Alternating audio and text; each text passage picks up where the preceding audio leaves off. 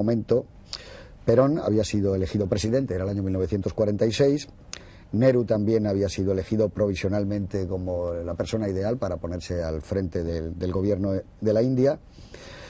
Italia votaba a la República en sustitución de la monarquía. Y curiosamente, en aquel verano del 46, la Conjura de los Boyardos, que ya saben ustedes que es la segunda parte de Iván el Terrible, era censurada y prohibida por Stalin. También estaba en ese verano Cantinflas en Madrid, que tenía el momento de mayor gloria de toda su carrera, y había venido a hacer un viaje y aprovechar para ver a un gran amigo suyo, que era el torero Carlos Arruza. Fue el año de las sentencias del juicio de Nuremberg, donde fueron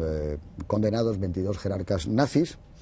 y también el año en que muere en el exilio uno de los grandes, o quizá el más grande músico español del siglo XX, Manuel Falla, en Córdoba, naturalmente en Córdoba de Argentina. Y el Premio Nobel de Literatura ese año, ya que hemos visto una obra de una gran factura literaria, de una gran calidad literaria, fue para Hermann Hesse, ya lo saben ustedes, el hombre que escribió Damián, Siddhartha y El lobo estepario. Y ya sin más vamos a pasar a charlar sobre la película. Eduardo, yo te diría, ¿qué hubieras preferido, con la mano en el corazón, haber estudiado leyes en Harvard o en Yale? Bueno, yo, aunque soy muy bostoniano, incluso en los TVOs me encantaba un TVO que era de Big Ben Ball, que era un boxeador donde aparecía, por cierto, todo el aspecto puritano que hemos visto en la película, porque su familia era casi como la de George Chaplin. Yo creo que para ser estudiante en leyes, pues Harvard está realmente muy bien, pero Yale no hay que menospreciarla. Pero, en fin, por llevar la contraria diré que en Yale, ¿no? Por ser un poco contrario, por ser extranjero, puesto que diría George Chaplin. Bueno, ¿y qué te ha parecido otra vez ahora que hemos visto la película? Pues ahora que la he vuelto a ver otra vez, me sigue pareciendo espléndida, y lo que más me gusta, y yo creo que hablaremos a lo largo del coloquio, es el estilo elegante y teóricamente muy poco visual, entre comillas, porque se habla mucho en las películas de Mankiewicz, o Mankiewicz, que diremos, lo pronunciaremos de las dos formas los americanos diferentes. Lo dicen de una manera que tú no sabes, porque tú dices, me gusta mucho Mankiewicz, no lo sabes, bueno, Mankiewicz o una cosa serían los americanos, me gustaría saber cómo lo pronuncian en Boston, seguro que lo pronunciarían perfectamente. Ni lo pronuncian después de haber hecho esta película. Sí, y lo que más me interesa de la película es algo que está presente en la filmografía de Mankiewicz, que es los personajes atrapados. Yo creo que una de las claves de su filmografía son esos personajes atrapados o por una situación. Hay alguna película emblemática como es La Huella, y algunas otras más características, ¿no? Pero esos personajes atrapados por su cobardía o por las circunstancias y cómo intentan reaccionar o simplemente se dejan arrastrar por las circunstancias del tiempo pasado o de esa cobardía, es algo muy significativo. Eso, juntamente con el juego de la intolerancia, que es otro de los ejes vertebrales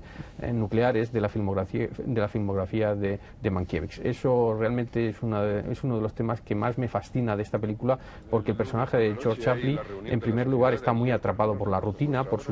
las herencias, tiene una agenda impecable, el Club de los Lunes, el Club de los Martes, el Club de los Observadores de los Pájaros, el orfanato de Boston, y de repente aparece la nueva generación, sus hijos le rompen absolutamente los esquemas y es capaz incluso de leer a Freud, que algo tendrá que decir Fernando Méndez Leite al respecto, porque sé que es una de las secuencias que más le gusta de esta película desde hace mucho tiempo, y luego vuelve otra vez la rutina, vuelve otra vez la hipocresía, la intolerancia para transigir otra vez. Ese bamboleo de unos personajes arrastrados por la vorágine. Hay películas maravillosas como La Condesa Descalza, en el ejemplo que estoy poniendo, me resulta especialmente atractivo, y yo creo que esa fama que tiene Mankiewicz de director cerebral, de cineasta frío, de artista diletante, cuando se ve de verdad la superficie de las películas es posible que sea así, pero cuando se entra en las bambalinas de lo que sucede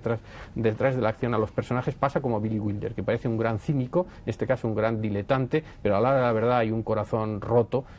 como en alguna vieja canción, en algún viejo tango. Hay una cosa que decía Oti, que a mí me ha parecido muy acertada, y es que decía que aquí en esta película, que era la tercera suya, es como si él se hubiera soltado definitivamente como director. Aquí están las marcas de su estilo, es decir, a un hombre que le gustaba mucho la grúa, ya nada más empezar la película, nosotros vemos cómo va camino de su casa George Apley, e inmediatamente se detiene, y es cuando ve el pajarito aquel que está en la rama, ya es la primera grúa de la película, y tiene esa elegancia, aunque en esta película en concreto él no pudo trabajar con la grúa grande, porque había dos grúas en la Fox, pero una la tenía siempre Henry King, y entonces le decían, tú estás empezando y no te la puedes llevar. Aún así hay 2 o 3 movimientos de grúa en esta película, que ya hablaremos luego, que son espectaculares, pero me ha gustado eso que dice de lo de Freud. ¿Qué es eso de lo de Freud? ¿Que te ha gustado mucho lo de la secuencia de Freud? Bueno, Freud tiene un peso muy grande, porque el personaje en la película, porque el personaje de Ronald Colman está anclado en su gran admiración por Emerson, y habla continuamente lo cita continuamente, pero en un momento determinado de la historia llega, como muy bien decía Eduardo, la generación más joven, y la generación más joven en 1912 llega con un libro de Freud, que es su hija, que empieza a hablar de las teorías del psicoanálisis. Entonces, efectivamente, esto a él le conmueve mucho y le hace que todas sus convicciones se remuevan, pero lógicamente tiene una cierta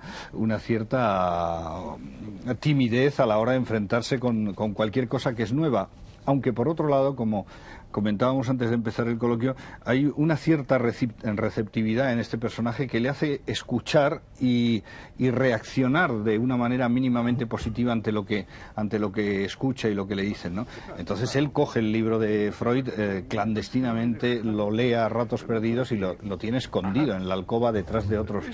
libros. Pero en el momento en que la mujer llega, el libro aparece inmediatamente, claro, no. Yo creo que sí, que evidentemente las teorías de Freud, lógicamente,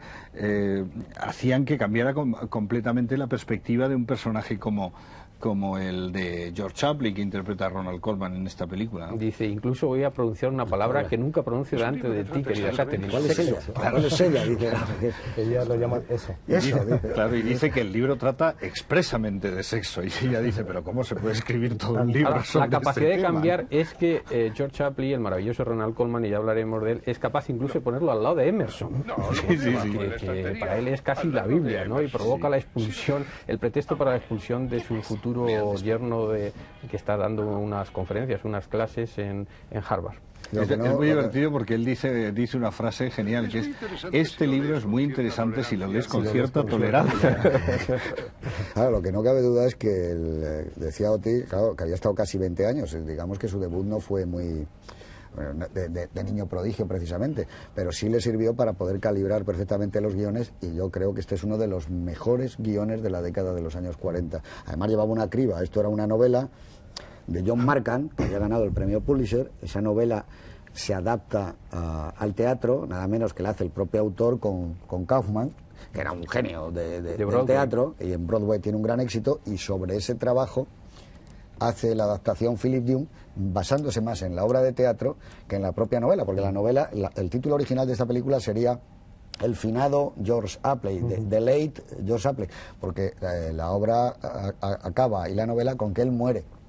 Bueno, la novela realmente es como una especie de diario que abarca toda la vida de Apley. Lo que pasa es que en la obra de teatro él muere, y una vez que él ha muerto nos enteramos de que la hija se ha casado por fin, como quería, con el profesor de Harvard. Mientras que aquí la adaptación yo creo que es perfecta, porque el cambio que parta precisamente de él, coge los pasajes y dice, no, si no va a ir, ¿para qué va a ir al Mediterráneo? Ni va a ir a nada, él se irá como siempre, porque es un Apley, creo que es un acierto, y sobre todo tiene esa especie de simbiosis que parece un guión de Mankiewicz. Por eso yo estoy un poco en desacuerdo, por eso que dices, con lo de las nuevas generaciones. Yo creo que, y es una cosa que apunta la película, las nuevas generaciones, al menos en parte, en lo que corresponde al hijo, está dispuesta a reproducir el mismo cliché que el padre, que el abuelo. En cambio, la hija sí, parece, es también un típico de Mankiewicz, su punto sobre los personajes femeninos. Les da un poco... Las mujeres Apley siempre han sido terribles en la familia, ¿no? Pero el hijo da la impresión, de hecho reproduce prácticamente todos. Incluso se apunta en la película que George Apley también tuvo sus pequeñas ligerezas con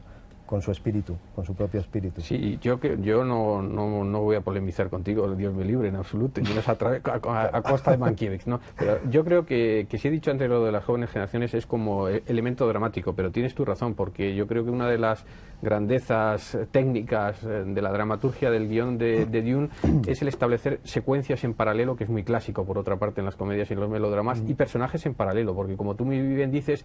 el hijo de George Apley, John, hace lo mismo que su padre, casarse con una prima, o de alguna forma con una Apley, una bostoniana, y de alguna forma, con esa mirada que la dirige en el plano casi final de la película, de repente la ve bien vestida, digamos, de alguna forma, no vestida a la bostoniana, sino a la neoyorquesa, y hay un cierto, no diré enamoramiento, pero un cierto agrado frente a